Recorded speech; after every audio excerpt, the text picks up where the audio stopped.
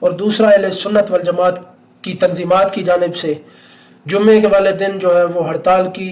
خبر سامنے آئی ہے، تو ان سے بھی میں چند گزارشات کروں گا کہ آپ یہ مطالبات حکومت وقت کے سامنے رکھیں، کیونکہ صرف ہڑتال سے کوئی فائدہ نہیں ہے جب تک یہ مطالبات آپ ان کے سامنے نہیں رکھتے۔ پہلے تو یہ مطالبہ رکھیں کہ ہمارے قائدین و رکن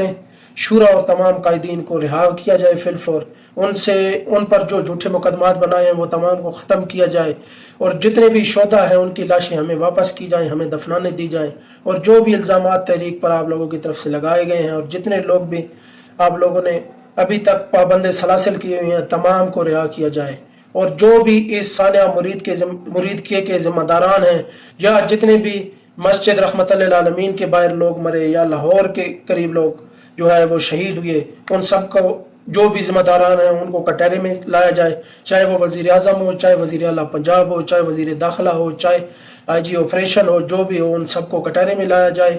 اور ان سے پوچھا جائے کہ کیوں تم نے اتنا سخت جو ہے آپریشن کیا اپنے ہی پاکستانیوں کے خلاف جو کہ نہتے تھے، بالکل پرامن تھے، ان کے خلاف اتنا سخت ترین کریک ڈاؤن کیوں کیا گیا؟